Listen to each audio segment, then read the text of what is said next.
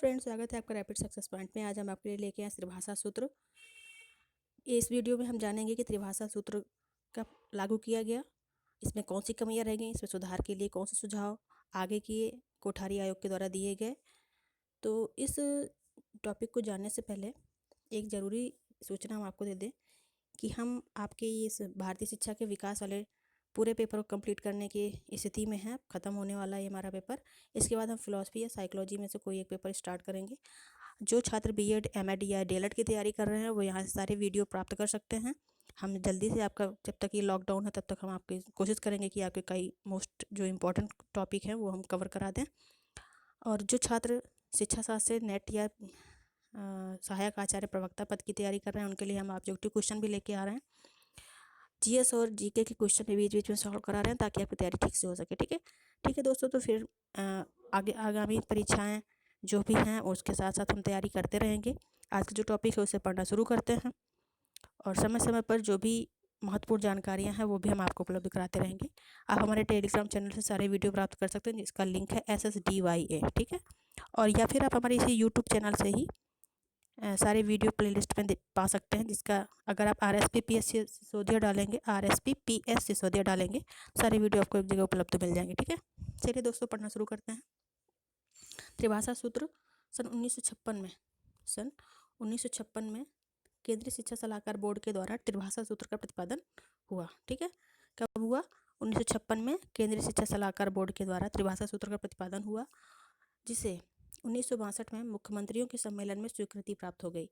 यानी कि 1962 में मुख्यमंत्रियों का सम्मेलन बुलाया गया सरकार के द्वारा और उसमें त्रिभाषा सूत्र के संबंध में विचार रखे गए कि केंद्रीय शिक्षा सलाहकार बोर्ड के द्वारा 3 भाषाओं के संबंध में एक सूत्र दिया गया, एक फार्मूला दिया गया है, इसमें आपकी क्या राय है? तो वहाँ पर मुख्यमंत्रियों ने इसे सर्व स्वीकृति प्रदान कर दी। ठीक है, सर्वसम्मति से पारित हो गया।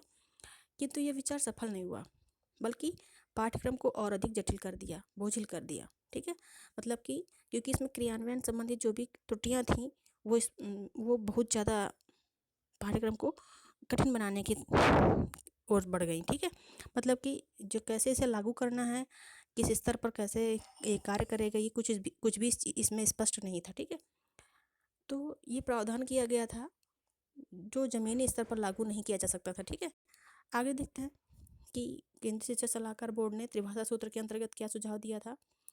तो केंद्रीय शिक्षा सलाहकार बोर्ड के द्वारा त्रिभाषा सूत्र के संबंध में जो सिफारिशें थी वो थी इस प्रकार। कैसे? नंबर 1, मातृभाषा के उपरांत हिंदी को संघ की राजभाषा के रूप में स्थान दिया जाए। मातृभाषा के बाद पहले मातृभाषा जिसे जहाँ से छात्र रहता है वहाँ की उसके आसपास की भाषा कौन सी है, उसकी स्थानीय भाषा कौन सी है, उस भाषा के बाद उस भाषा को लागू करेंगे। उसके बाद फिर दूसरे नंबर पे क्या है, हिंदी को संघ की राजभाषा के रूप में स्थान दिया जाएगा। दूसरी बात इन्होंने कही कि अंग्रेजी भाषा का प्रयोग लाभदायक है, अतः इसे लागू किया जाएगा।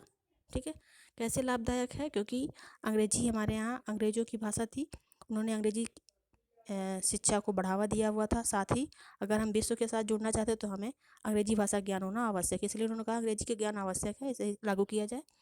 तीसरी बात इन्होंने कही कि 3 भाषाओं की शिक्षा निम्न माध्यमिक स्तर पर कराई जाए।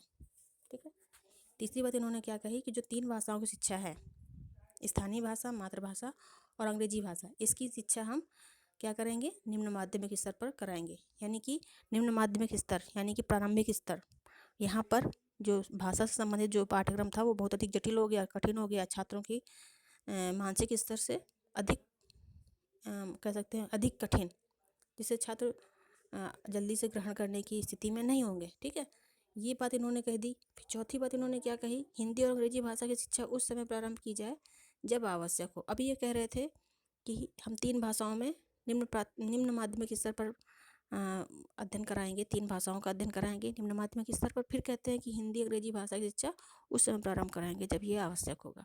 तो इस प्रकार से कुछ भी चीज़ें स्पष्ट नहीं थी। फिर आगे कोठारी आयोग आता है हमारा 64-66 में, तो उसमें त्रिभाषा सूत्र से संबंधित कुछ सुझाव दिए गए।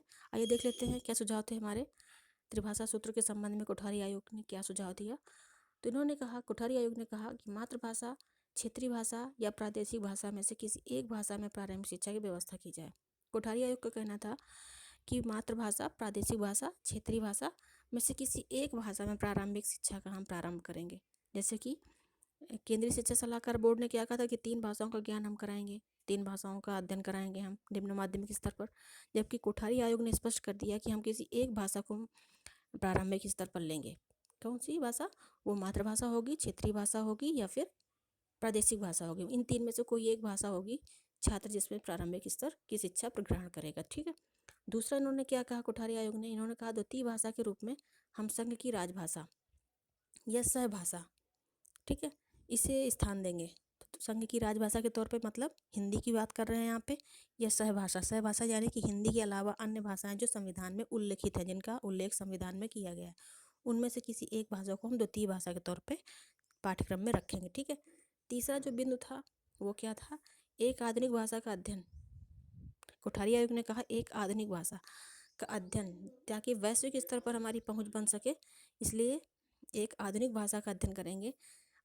और ये भाषा कैसी होगी? जिसे छात्र द्वारा चुना नहीं गया है, छात्र ने इसे चुना नहीं है कि मैं अंग्रेजी में ही अध्ययन करना। ठीक है। तो ये शिक्षा का माध्यम, क्योंकि ये शिक्षा का माध्यम नहीं होगी तीसरी भाषा, इसे छात्र ने चुना नहीं होगा, तो इसे किसे तैयार करना है? विद्यालय या फिर कह सकते हैं जो शिक्षा बोर्ड है वो तय करेंगे कौन सी भाषा का अध्ययन आवश्यक है, जिससे छात्र सकल विश्व से जुड़ सके, शेष विश्व से भारत का जुड़ाव हो सके। ठीक है। तो ये 3 चीज़ें कोठारी आयोग ने कही। पहली बात क्या कही कि मातृभाषा, क्षेत्रीय भाषा या प्रादेशिक भाषा में किसी एक भाषा में प्रारंभिक शिक्षा की व्यवस्था की जाएगी। दूसरी भाषा इन्होंने क्या कही? राजभाषा या सहभाषा के तौर पे द्वितीय भाषा को लागू किया जाएगा। अब हिंदी हो सकती है, उसके साथ में जो भी अन्य भाषाएं जो संविधान में उल्लेखित है उनकी बात इन्होंने की। तीसरी इन्होंने कहा कि आधुनिक भाषा यानी कि अंग्रेजी भाषा। ठीक है। तो ये बात समझ में आ गई यहाँ तक आपको। अब देखते हैं कि ये तो बात समझ में आ गई होगी आपको कि त्रिभाषा सूत्र के संबंध में कोठारी आयोग ने क्या सुझाव दिए। ठीक है। लेकिन एक जो महत्वपूर्ण बात है वो क्या है कि इसके अलावा भी कोठारी आयोग हिंदी और अंग्रेजी भाषा के संबंध में कुछ तर्क देते हैं। इनका कहना है हिंदी भाषा के कब लागू करना चाहिए, कैसे लागू करना चाहिए, अंग्रेजी भाषा को क्यों लागू करना चाहिए, कैसे लागू करना चाहिए। तो इनका कहना है कि हिंदी के स्थान को हम निर्धारित करेंगे पहले। ठीक है। क्योंकि जब भारत में राजभाषा की बात हो रही थी, हिंदी की बात हो रही थी, तो ये बात तय की गई कि जो हिंदी का क्षेत्र है, हिंदी के बोलने वालों का जो क्षेत्र है वो अधिक विस्तृत है। ठीक है। तो हिंदी के स्थान को निर्धारित किया जाना चाहिए, क्योंकि देश में विचारों के आदान प्रदान में हिंदी का बहुत बड़ा योगदान है। ठीक है। हिंदी सबसे ज़्यादा महत्वपूर्ण है क्योंकि हिंदी सबसे ज़्यादा बड़े क्षेत्र में बोली जाती है, और सभी प्रांतों में हिंदी के प्रचार प्रसार की व्यवस्था भी की जानी चाहिए। इनका कहना था कि हिंदी के स्थान को हमने निर्धारित करना है। अगर हमने हिंदी को राजभाषा के तौर पर स्वीकार किया है तो इसके लिए प्रचार प्रसार की व्यवस्था भी हमें करनी होगी। ठीक है। दूसरी जो उन्होंने बात अंग्रेजी के संबंध में कही, वो कहा कि उच्च शिक्षा में बौद्धिक स्तर के आधार पर अंग्रेजी का स्थान दिया जा सकता है।